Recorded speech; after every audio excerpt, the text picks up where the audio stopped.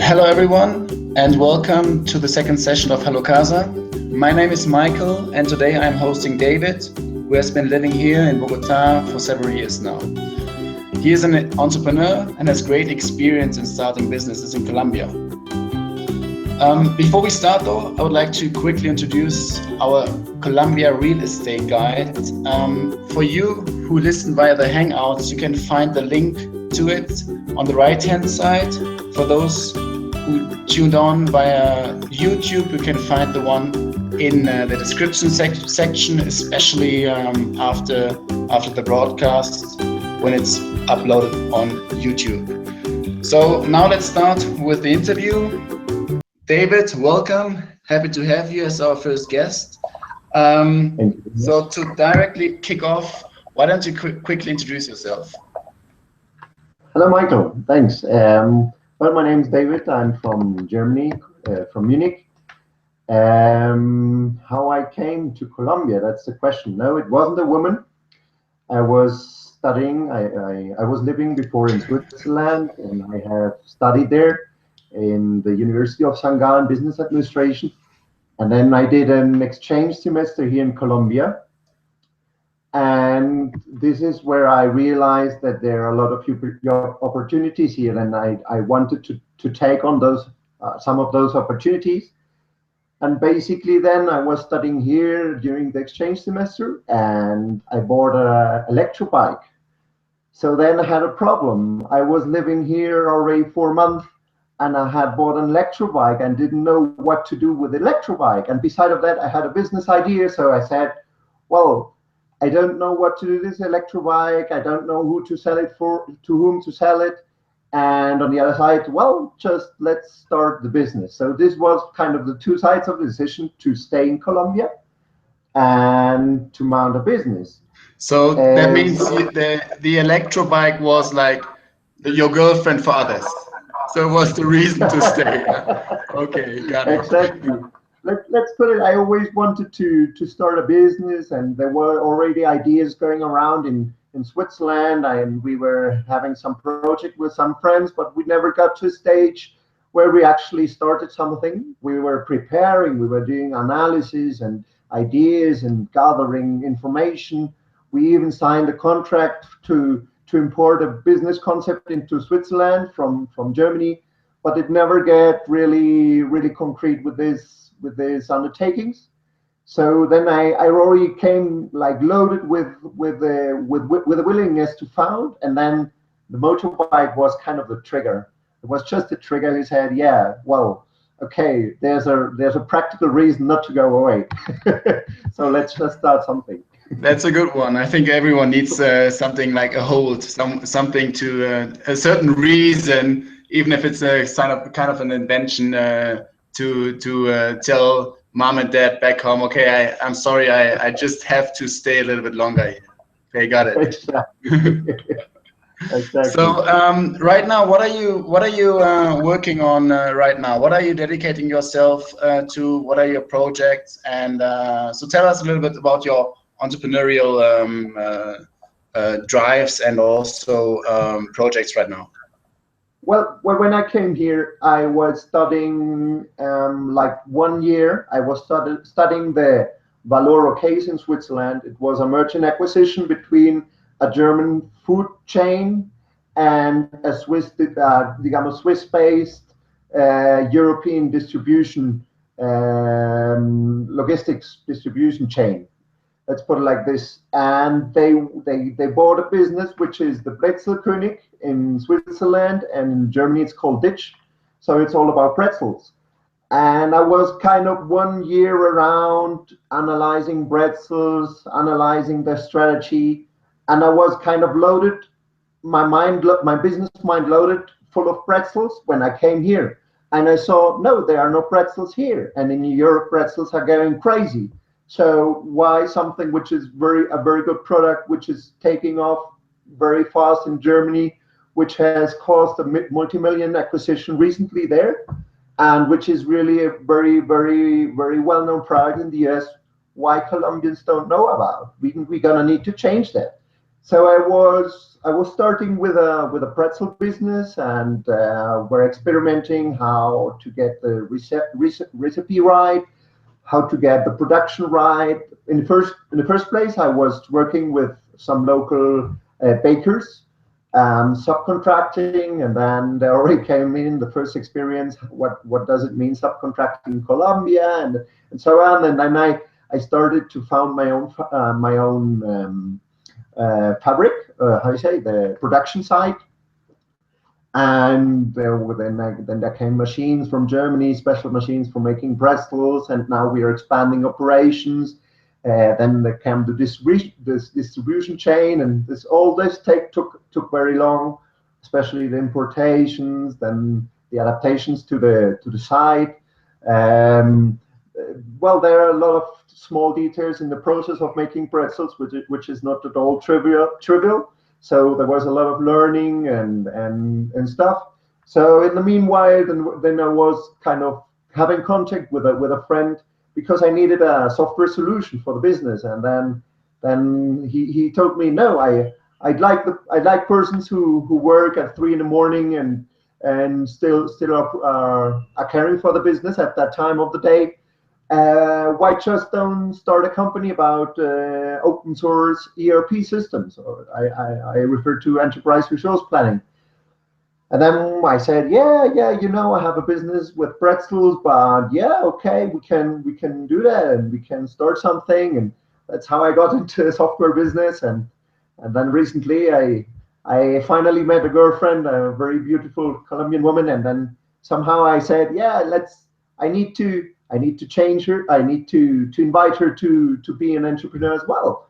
And then we were trying to find something, and then there came another idea. I'm not allowed to speak about in the moment, but there's a project going on with my girlfriend about fashion. So I thought it's about marriage. Okay. Okay. well, that might be an option, yeah. But in the moment, it's all about business. As I said, I wasn't coming here for a girl. I was coming here for business, and I think it's a very beautiful country. It's very good to live here, and there are a lot of opportunities, which from a foreign perspective, they lay around on the floor like it was a bill of $100, and you just need to take it, and you stumble over it, and you just need to take it, basically. Well, the real making something true, or realizing the idea and putting it into operation is something different, but the opportunities are there, and a lot, I think. Yeah, that sounds very interesting. Everything is like, in a summary, you can say you came from, you started with a motorbike, started your Bretzels company, then afterwards started the Colombian SAP company, and now you're gonna go for the next one. That's sounds like a very interesting journey. Quickly coming back to the Bretzels one, you previously you mentioned quickly, okay, subcontracting was not such a great idea. Can you dig a little bit deeper concerning that and what happened there? Maybe some interesting experiences you can share with the community. Well, there are 2 points, and they're actually related. One point where the majority of businesses might be subcontracting is transportation. And I'm putting kind of a retrospective onto my experience, because transportation is something all of the big fabricating consumer goods companies here, or the big majority, they do have their own distribution. They do have their own distribution. They do have their own fleet of trucks, etc. So this is an area where I was used to subcontract in Switzerland, where I said, no, I'm not into distribution, I'm into manufacturing. So let's just contract someone who gets the stuff out. And then I realized, no, here it's different. It doesn't work. For some reason, people don't trust the logistics partner. And then I saw why. And I saw why when I subcontracted the Bretzels. And it was really a difficult situation to manage the quality, to get the product out in time. I was subcontracting with a running bakery, but it was closed door. So supposedly it was able to produce B2B, but in the end it was nevertheless, when there was a scheduled production, then sometimes it got late, sometimes the product wasn't resulting in good quality.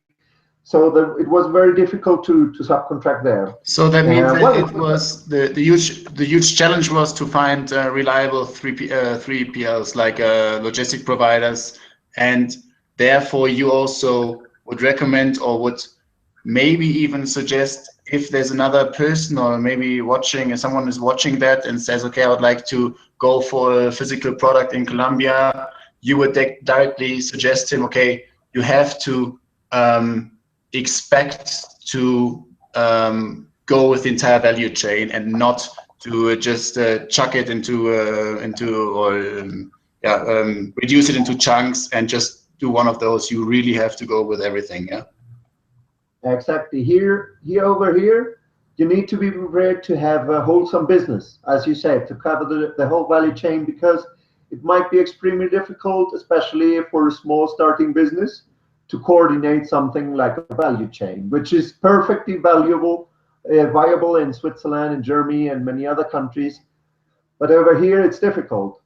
It might be an option if you're a big company and you have the negotiating power and also the penalizing power, that you might be able to coordinate a value chain, but it still might be difficult. And especially if you're entrepreneurial, if you have entrepreneurial undertakings over here, I think, and that's also what most people recommend. And over here, it's kind of self-evident that you need to cover from the buying side to the distribution, the whole chain of manufacturing a physical product. And that's kind of the thing that maybe when you come from another country, then you think, yeah, well, I have the idea, and my role in the business might be orchestration, might be marketing, might be promoting the idea, might be the business knowledge, and then you realize, oh no, well, that doesn't work so well, and there is little chance we can have it work. So we just probably need to mount it ourselves. Sure, got And it it. will Okay. take a long time, obviously, until you get going. If you have to set up a factory or something like that. Absolutely, I can imagine. And then you literally imported all the production facilities from Europe to Colombia. How was that? What were the biggest challenges there? Like I expect import taxes, a lot of challenges concerning maybe the customs and so on. So how was that? There's an interesting part about, because you first think, well, it's my first real founding activity, so I haven't have had an idea about all the preparatory stuff. I already had did it before, but when it came to action, then you get into sourcing decisions, and you search up and down the country for local partners, and you search and search and search, and I think the market here is not so transparent as it is in other countries, where you just search in the yellow pages and then it will throw out a bunch of companies who are specializing in one area. But here, probably, if you search the yellow pages, you might find one company, but in reality there might be three. So it's difficult first to get to those companies, and then when you visit them, when you visit their production facility, then you wonder and you see, no, that's not the quality I expect. I give you an example. In bakery, you need a good oven, and the good oven cannot have the flame inside the burning chamber, because it's producing humidity, and the humidity might not be good for the baking process for some breads. I think for local bread that's not a problem. And here are manufacturing sites who produce ovens, but they probably have the burning inside the heating chamber. They have the gas burning flute inside the chamber where the bread is cooking, inside the cooking chamber. So this is kind of an, I searched up and down the capital of Colombia and did not find one single producer of ovens who have indirect heating with a heat exchange. So this is the point where you realize that you need to import a lot of stuff. And then obviously for ovens, you probably might go to Italy. For other stuff, you might go to Germany. And then you get in contact with all those kind of things. So I would assume it's a good idea to think about importing machinery at every point. And there's not too much to expect from the Colombian ecosystem at that point now. It's still quite underdeveloped. You might get simple stuff and some stuff you might get help, or you might be able to source locally.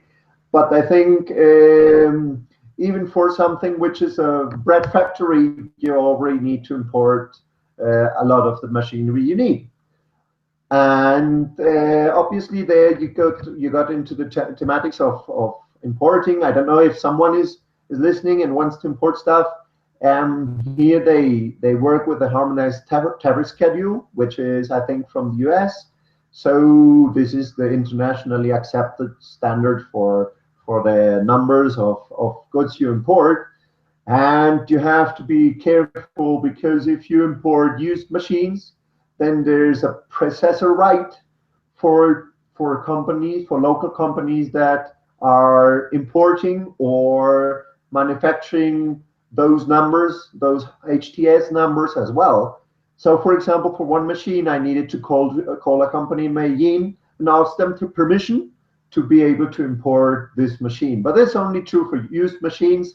New machines, you're perfectly able to import without any permissions, as long as they don't need kind of special permissions from the environmental agency, pardon. Like for example, if you import refrigerators for the gas question here and the ozone question, and there are some products obviously it's like in every country. So there's nothing too special about it. It's quite a bit of work, the importing paperwork. That's kind of difficult, but you can handle that, and you will need to contract a local partner for this paperwork. That's by law. You cannot do it yourself. So if you have anyone who can recommend you one agency here, I think you will be set. Okay. To get an idea, how many? I can listen myself right now. Can you turn on? Okay, perfect. No, it's better. No, I can listen myself. Can you maybe try to reduce your volume a little bit? Sorry. Okay.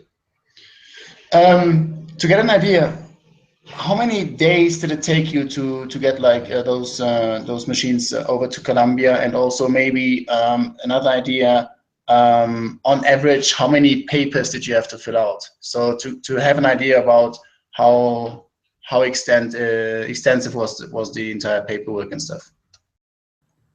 Well, from Europe, it's about 20 days in the container in the ship, and then you enter the port, and there it's all about getting the visit from the tax authority, from the customs straight.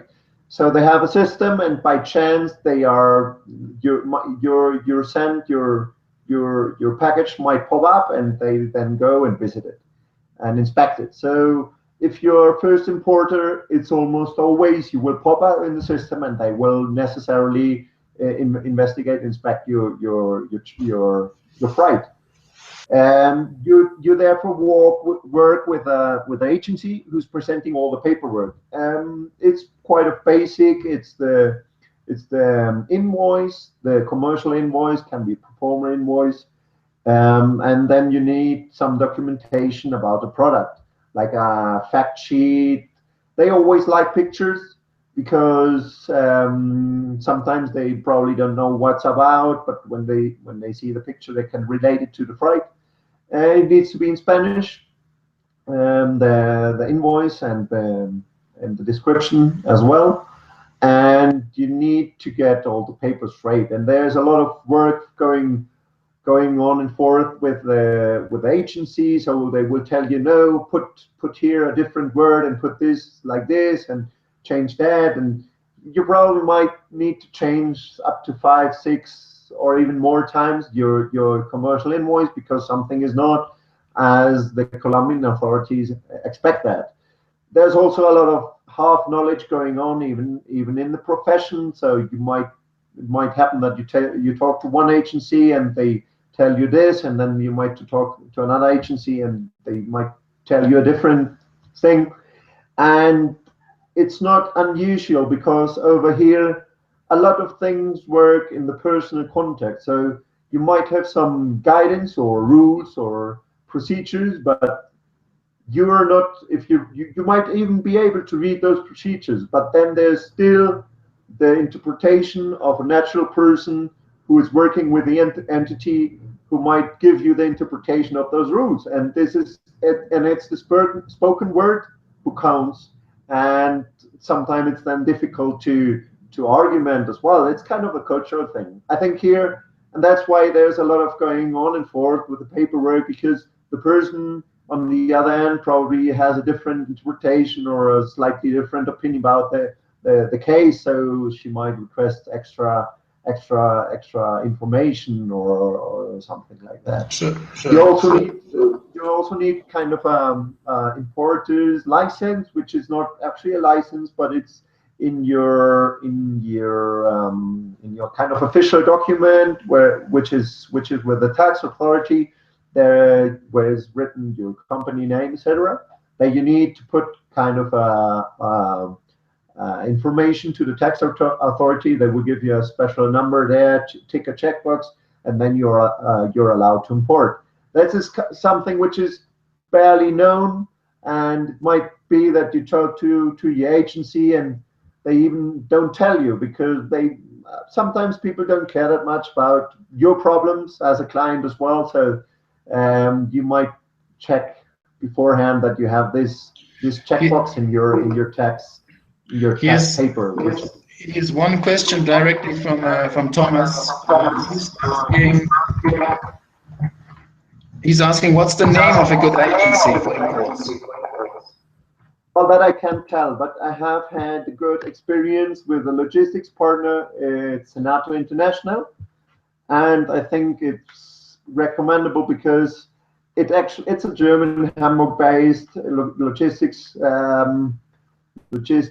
operator, and they were called beforehand kind of South American, Colombian, German steam company. So they are around for quite a lot of time in those territories, and they have people here which have kind of German work style.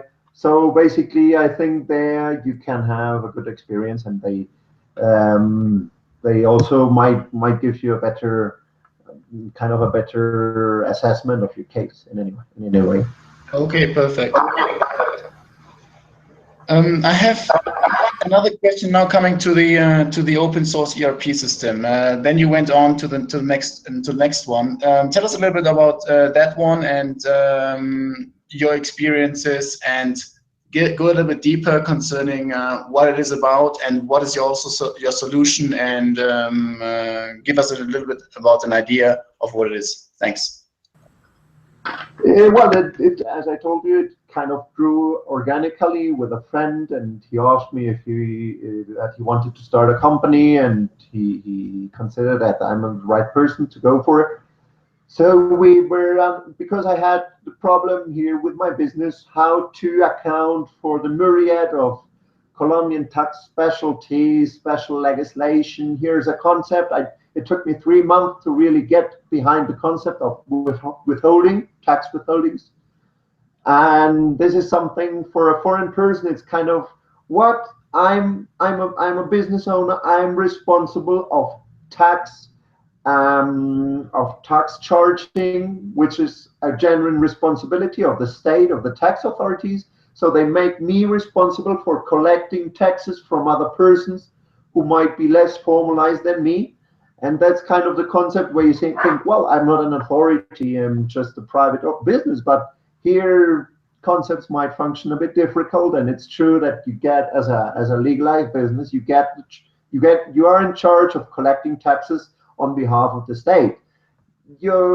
It's kind of takes some time to understand really what that means and how that can be, but it has its roots in the problems that Colombia has with tax collecting. So they invented this kind of stuff, and actually it's quite common in South America, this kind of figure. So I figured that out, and I figured out how complicated it is and how much administrative overhead it is. And it was clear I need a solution, and I need a ERP solution for that, and it's not possible to make that in Excel nor in any other paperwork. It's just not possible. It's so much right from the beginning that you need some kind of optimized solution. And I searched around, and I already had kind of this open source solution in mind, because it always grows with your business. If you have a special need, you just contact someone, and it's rather affordable because it's the programming work is it's expensive. As we know, programmers are expensive, but it's commodity on the other hand, because it's not a special software, special tool, but it's plain Python language, which is a quite common computer language, a programming language. So I was already going in this direction and trying to adopt this for my business, and then I saw all these problems with the tax authority legislation and rules and proceedings.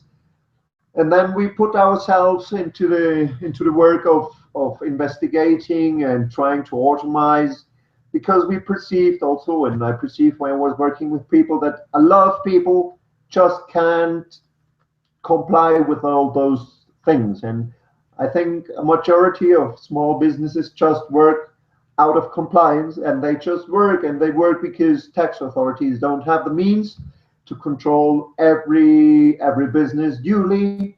So there's a lot of half legal proceedings going on in small businesses. But that's not the idea, because you always have like the bad feeling, yeah, I'm doing things right, I'm doing a best effort basis, but we all know you're probably not feeling good dealing with tax authority on a best effort basis. But that's kind of the reality in Colombia, and we realized that, and we saw this open source software, and we saw, yeah, there might be an opportunity to have small businesses start really off the ground, but already with all legislation covered. But we would need a whole different level of automation in order to achieve that, and a whole different level of configuration. Because if you go here to a local software vendor, they might tell you, yeah, I can sell you the solution, which is basically some program, but then they don't even charge a lot. But then when it comes to, how do I need to configure that? Then you're basically left alone again, and you probably need an accountant, and then things get complicated, because accountants here they are very inclined to take over the control of your company, because they're used to Colombians. They don't want to get many of small business owners. I'm not talking about Colombians probably, because that would be false. But a lot of small business owners, they just don't worry about what's going on the financial side, on the numbers, and they give that to the accountant, and they know tax legislation is so difficult, there will no chance they will understand that in 1 year. So I cannot dive into it. And that's the point where the accountant gets a lot of control of your business, because he's kind of the angel in white who tells you what is good for you and what is not good for you. And they go even further, and they tell you, if you don't do that, the tax authority will come and fine you, which is not true in any case. I think tax authority, well, it's good they have a bad image and they have a strong image, but in the end they probably don't investigate on you if you're just starting off a business. So if there's the accountant telling you, yeah, if you do this and you don't this and you do this, that you need to do this in order to not get into jail, and you're frightened. But on the other hand, in reality, the reality is quite different. So that's where the accountant takes a lot of control of the company, and that goes up onto medium, large companies where the accountants have a very big role. And we said, no, that's not the way how business should operate. And that's not the way how Colombian businesses can innovate. Because what they need is that the CEO has the numbers clear, has the costs clear, has the structure, the financial structure of his company clear in order to take informed business decisions. So there's where we said, yeah, let's take this open source software, let's take some part of the function of an accountant and just write it into code into this software. And by that, we would spare on the account for a lot of businesses and help them having better and more compliant operations. This is kind of an offering, which is obviously to a foreign person, because he says, here's a problem, we need a solution. But if you go to the Colombian market in software businesses, you won't find that kind of solution, because here kind of the mentality is different. It's not, probably they don't spot it, the problem correctly, or just people are so used to the problem that accountant takes over the business that they just accept it. I don't know where is the problem, but it's a problem and there has to be a solution. And actually, in those days, we are going live with the private beta, and it seems that our prospective clients are quite impressed by what we are proposing to the market. So I'm confident that we hit a point here. That's very interesting, because I mean, first of all, it's, you might also have seen the figures that there are a lot of companies who, let's say, successfully or successful for themselves and unsuccessfully for the entire society, avoid to pay taxes. And this also obviously, or let's say apparently, goes back to the situation of the entire process and of the difficulty. I think it's obvious that the state should rather incentivize the companies to pay taxes rather than try to make it as difficult as possible, so that they might have then later on an opportunity to fine them or to sue them. It's a little bit interesting. This also goes to one point which I would like to ask your opinion about the entire state-firm relationship. So how do you see that? Do you have an opinion about it? That's a very interesting point, and you talked about the individual level. I'm complaining as an entrepreneur. I think every entrepreneur is complaining around the world about authorities and about proceedings, administrative proceedings. While the individual is really not what's mattering in the big picture. We can complain, but what are we? No. So there's a very interesting, if you want to get a bigger picture, there's actually a very interesting turn point in the last years, where there has been executed, is planned, and is ongoing execution of a series of tax reforms, and they go basically in a very good direction. It's interesting. It's the first time, to my knowledge in history, where Colombia has legally put into operation a commission for competitiveness and economic equality, which is analyzing the whole system, the whole financial relationship between state and private agents, whether be it firms or be it individuals. And they are analyzing the whole product, because I think Colombia has very straight finances and solid financing, and they have the tax rule that they can't break. And it's even from a German perspective, it's even, you say, wow, they're doing a good job, and they actually respect it.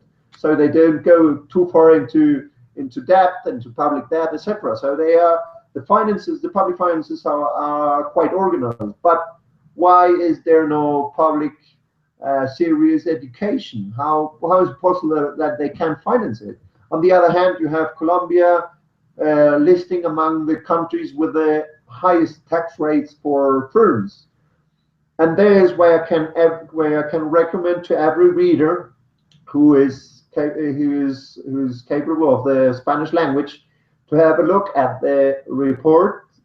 I will say it in Spanish. It's La Comisión para la Competitividad y Egalidad Económica, and they do a report quarterly about the current tax and tax collecting situation. And when you read, well, it's true that on the one hand we have the highest taxes, or among the highest taxes in the peer group. We even about further high taxes in the world, a comparison on the OECD.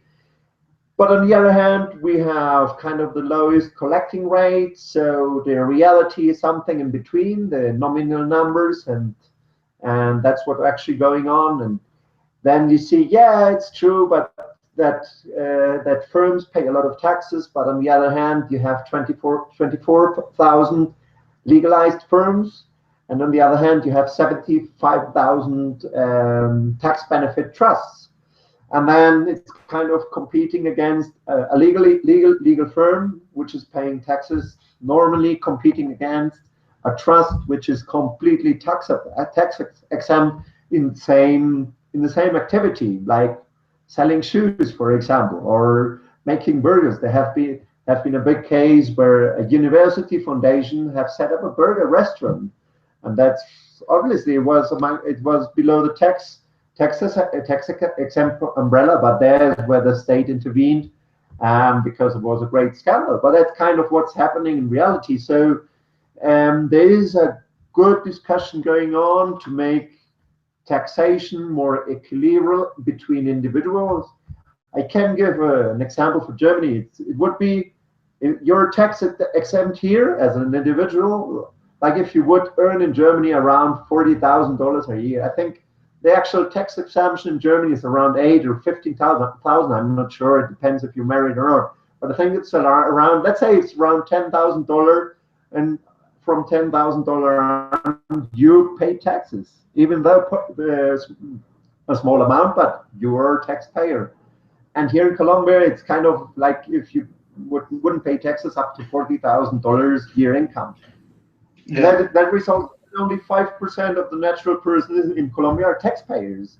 And there's where this equilibrium comes from, that they charge a lot on firms. Well, firms know how to get around it, and they don't charge that much on natural persons. So from the exterior, it might look like it's a very high tax country, and it's not rough put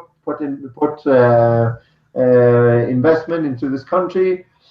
Well, you need to know that the reality might be something in between if you have a good lawyer, and you also might know that situation is changing, and the governing body and the legislation body is aware of this problem, and they're doing something about that.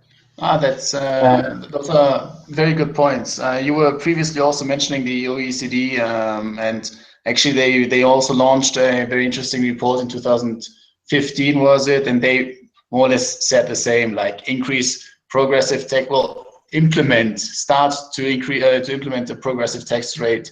And also, for me, it's like obvious. For me, I always say the same. From my point of view, reduce the VAT, reduce the corporate tax rate, try to trigger and to incentivize new business creation, and then tax the ones who earn a lot of money, and also reduce the tax rate on your assets, which is not, because what happens a lot of times is people here earn a lot of money, but then again they invest, or then they buy the houses in the USA, and it's just going absolutely aside from the entire tax revenue for the entire society, and then obviously taking the taxes and invest in education, infrastructure, and safety. Those are basic things, and then also coming to the next point, the Colombian GDP and also exports.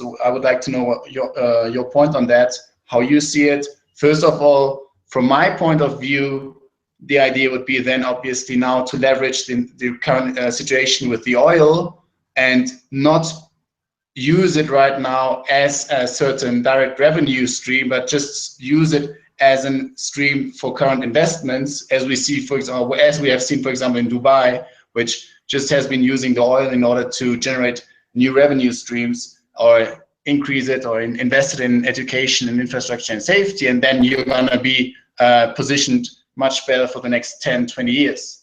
How do you see the GDP, let's say, portfolio, entire consistency or alignment of certain commodities to the entire society, and also how do you see the exports? How do you see also that with respect to the current peso devaluation? Well, that's a very interesting point. I'm not too much into all the details here, but I can give an overall opinion. Well, this opportunity to use crude revenue for something useful and good has already elapsed. So this is not what has happened during the recent oil boom here in Colombia, that they would invest this revenue into some sustainable investment. The reality is it has been consumed by the valuation of the Colombian peso. The import has risen a lot, and basically you can say all that has been earned with oil sales has been spent on imported consumption. So basically, with the current situation, this equilibrium state of the past doesn't hold true anymore. Well, it was a problem. Those years of consumption of overly consumption financed by oil exports has damaged a little bit the local ecosystem of manufacturing industries and that kind of industries. So right now there is like of a national plan or even a national, but basically everyone in the industry knows there is an opportunity to rise local businesses, to professionalize the outcomes of local manufacturing, of local production, and there's also a great market need. If you go, for example, to a small or medium retailer here, and who is selling good quality, and then you speak to them and ask them, well, where do you get your products from? They say from Mexico. Why from Mexico? You're selling, let's say, plastics. Yeah, we import that from Mexico. We have looked into the Colombian market, but we didn't find any reliable producer, so we went on to Mexico. So there's a great opportunity, I think, also for the local businesses right now, from the demand side, that they cannot import that much, and they need to substitute a lot of goods which they have imported so far. And I think if there are smart people around which can keep up with quality and which can raise the standards of the local ecosystems, there's a gold mine here. And on the other side, the fruit exports, we're always talking about. Colombia has among the highest transportation costs in the world, and if they produce fruit in the country, in the interior, it's just not competitive on the global market because of transportation costs to get it to the coast. So I think also here we might see a positive effect on tropical fruits and flowers. I think also in the fashion industry, Colombia is producing kind of 5% of the worldwide cotton consumption, as I have read recently. I don't know the numbers. Don't fix me on the numbers. I'm just giving an impression here. But I think those are the fields which, in terms of exports, are interesting, and also in the exterior, which are interesting for importing. I think they are, well, the coffee is well known from Colombia, but there are an increasing number of small coffee roasteries which are trying to expand directly, bypassing the big distributors to the foreign market. So I think, for example, if someone is listening here from Europe or the US and wants to set up a coffee distribution and wants to jump over a lot of hops here in the distribution chain, there are a bunch of local coffee roasteries who seek kind of the counterparty in other countries to jump over the distribution chain here and cut costs, and also can guarantee a better quality because there's a lot more direct relationship between seller and buying side in that way. And I think that's true for a lot of agricultural goods like coffee, like tropical fruits. Probably even meat. Meanwhile, they're still imported from Argentina, but here there's a lot of meat industry as well. In the Great Plains of Colombia, if you can call them like that, that's the so-called llanos, where there's a lot of meat production. Well, there's surely some topics one can investigate and seek after how's the agricultural production in Colombia to see what's going on, but also in the clothing manufacturing, fashion design. There are some branches of industry which might be interesting as well from that perspective. Great. So in fact, you mentioned now a lot of very interesting points concerning starting your business. Just to resume a little bit, like you mentioned the difficulties of partnerships, for example, accounting problems, also the lack of providers, difficulties or high costs of infrastructure. And then on the other hand, you say there are a lot of potential gold mines because there's so many opportunities. There's like a lot of people who just don't do it because it's just not working, and also sensing a little bit, feeling a little bit that you're communicating, okay, if you are able or willing to invest a little bit more and to expect a lot of problems, you can then later on have a lot of or have a higher return on your investment. So frankly speaking, in conclusion, would you, like, again, thinking about the viewers on a different continent, would you recommend to set up your business in Colombia? And maybe then also there was another question from Catalina, who said, in which vertical, in which business, in which vertical, in which service, in which market would you start your business if you could also start from scratch?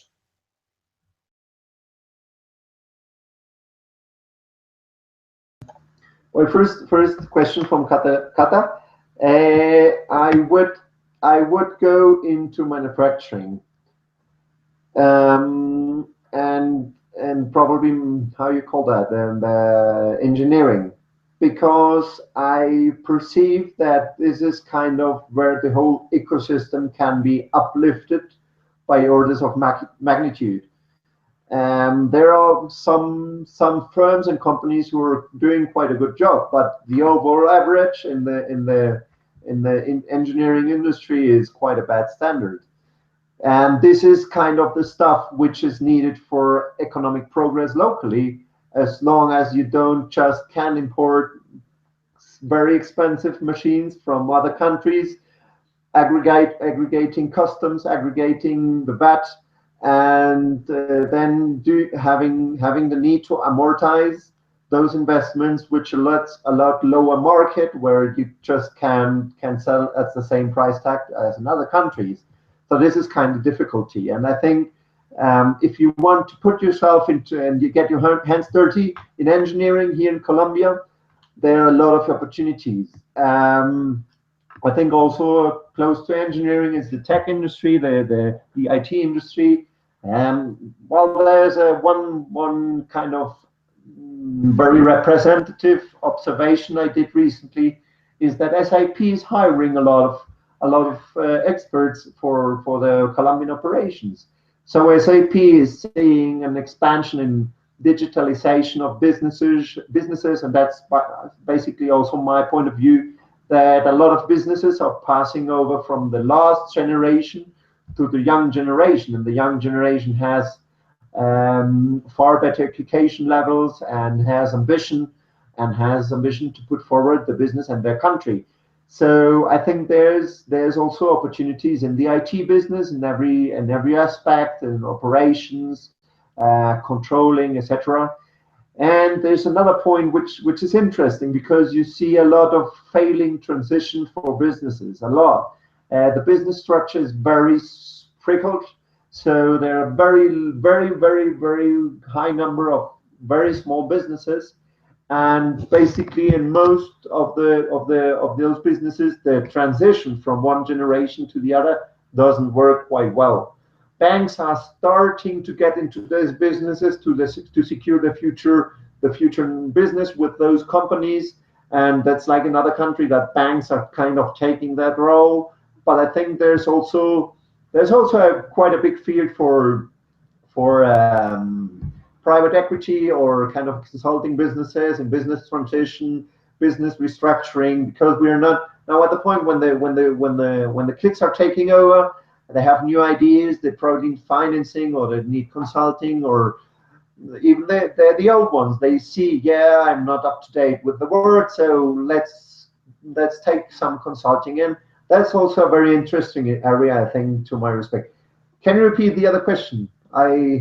Or can you repeat Yeah, again sure. what The question was, Frank, was literally, would you recommend to start your business in Colombia? Yeah, it's definitely. I think it's probably not that country specific, but I feel there's kind of the foreign direct investment in developing countries, but there's also the foreign direct entrepreneurship.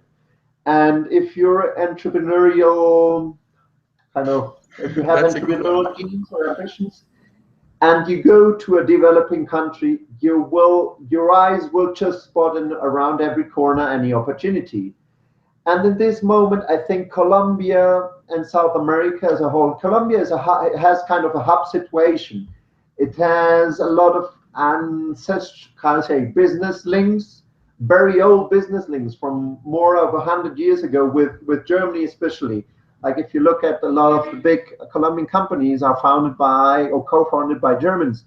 So there's already an ancestry and history about this kind of direct foreign entrepreneurship. If you look at Avianca, for example, the Colombian flight carrier, how you say, per passenger flights airline, yeah, passenger airline, they were co-founded by Germans. If you look at Bavaria, which has 99% of the beer market, it was founded by a German. So I think like 100 years ago, today still there are a lot of opportunities in developing market.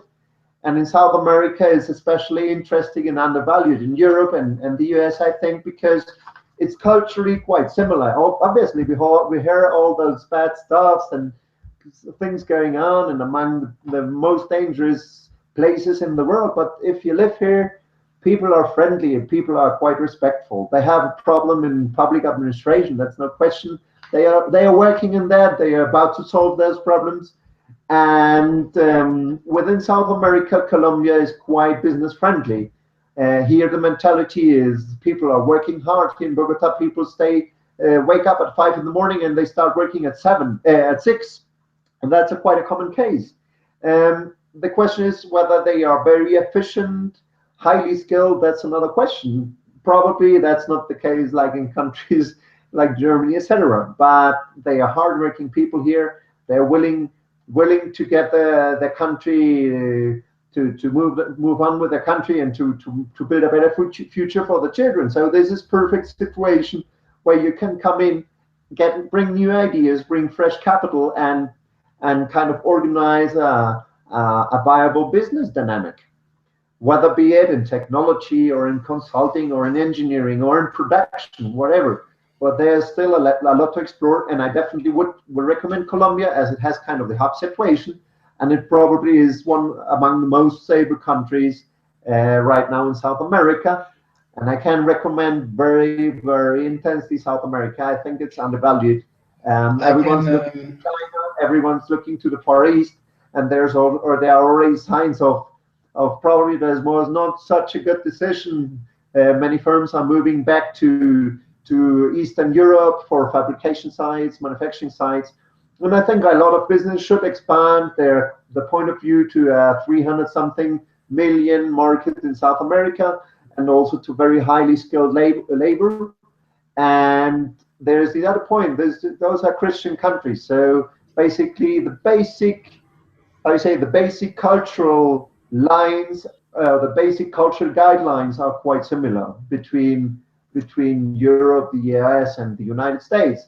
If you say Europe as a whole, well, there's the Northern Europeans and the Southern Europeans, but in the end, there's kind of a European culture, and you will have many reflectings of that here in South America, and you will recognize a lot of customs, etc. So this is something to work with on the long run, I think, and it's on the safe side of the Atlantic, if you want to say so. There's no hostile countries or problematic zones in between. So it's kind of I think it's kind of a natural ally, and I think also that is kind of what is expressed by the free trade treaties which have been signed with the US and Europe recently, and which are coming into action during the next decade. So customs will go down and will be zero for most products in 10 years. So this is where I hope that business will intensify, will be more intensive in the future, and I hope we can kind of form a bridgehead here and help everyone who wants to start a business here in Colombia and give our advice and share our experience. And it's good to know that there are already skilled people here thinking about what's going on. And obviously, I think we can be very open to any kind of inquiries or whatever, and happy to help, because not because of economic interest, because not only because of economic interest, but also because we think it's a good opportunity, and we have a great experience here. And if you have a great experience, it's always a pleasure to share that with other people. Great. That's a very great point, and all the points actually you just mentioned, I just can agree. I mean, starting with the location, with the geography. Towards the next point would be the landscape, the entire fruits and vegetables, entire resources. Then the people who are absolutely amazing, working wise, considering the attitude. I always remember when I had to get up at 4:30 to start working at 7 in the morning in another part in Bogotá, and I realized that I wasn't the only one at all, and people are hustling, and people are working very, very hard, and you can see that, and people really want to get want to put themselves to the next level. That's absolutely true, and I really can refer to that. And also considering the safety, I don't feel I don't know, like exposed to danger at all. I just behave the same way as I behave in Germany or somewhere else. Those are all elements I definitely can relate to. One, you also just mentioned, I mean, you mentioned yourself also as previously referring to the first points. I see yourself definitely as like a potential advisor for, concerning accounting and also importing. I think people definitely who might be interested in those elements, I think might be keen to contact you. Before we stop with the, or we finish with the interview, where can people contact you, on which way, if they're interested and if they would like to ask for your help?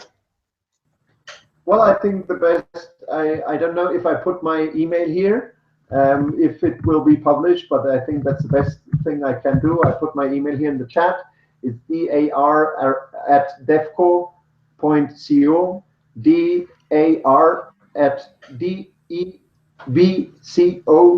dar@devco.co. Okay, perfect. We got that. Okay, and that's I can also. My name's David. Just reach out, and anything I can help you, I'm very happy to assist. Perfect. Otherwise, you can also, everyone can also contact us via contact@hallocasa.com, and then we can forward that to David.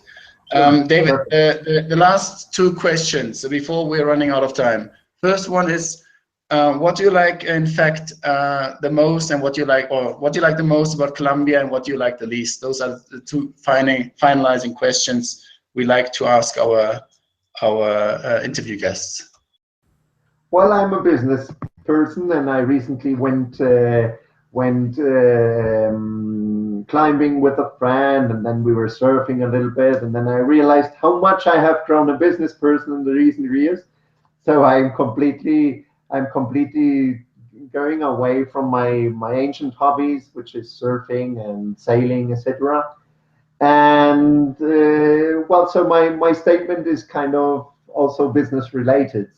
So the most I like here is that you have a knowledge advantage. So you have basically you might come from a country with very good education. You might have a very broad horizon.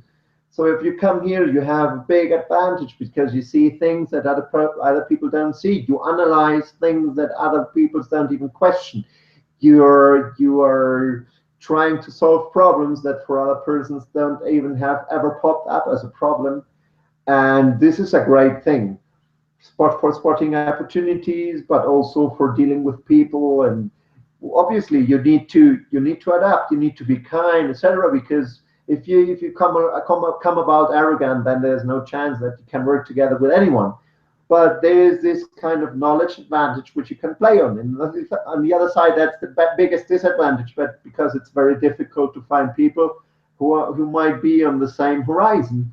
And this is where you think, well, probably the best thing would be take some 5, 6 friends which are also entrepreneurial, set up a project and move them all here to Bogotá or to Colombia. Medellin is also a very nice city, and set up a business jointly. So you have kind of these sparring partners and challenging and bodies which you can rely on and which have kind of the same horizon. So on the one hand, it's an advantage over the local average, and on the other side, it's the biggest disadvantage because it's very hard to find kind of the sparring partner you enjoy and you laugh in other countries, and you see how business flourish in other countries because of this kind of dynamics they can create. And this is something very connected to education and to general formation levels of the population. So this is kind of it's a point which is very interesting, and it's a very good point on the one hand, and it's a bad point on the other hand.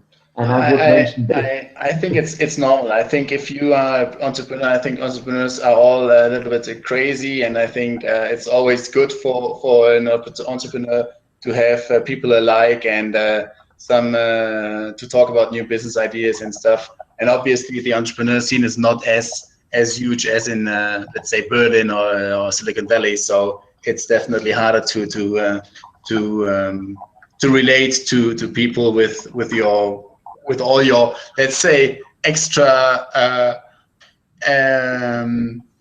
not, I would say maybe extraordinary or definitely a very aggressive ideas, which I really like, and I think which also made you to the person and brought you to the position where you're at right now. So I can definitely understand that. Well, David, I thank you so much. I think it was a very nice interview. It was very interesting. Once again, to all the people who are watching and who have been watching, feel free to contact him. It's dar@devco.co, or you can also simply write us and we will forward that you can write us to contact@hallocasa.com, whatever you like. Well, thank you so much, David. Well, thanks to everyone who has been listening, and we will tune on to the next session hopefully soon. Thank you very much. Bye-bye. Thank you, Michael, and goodbye. Thanks a lot, Bye. David. Thank you. Bye-bye.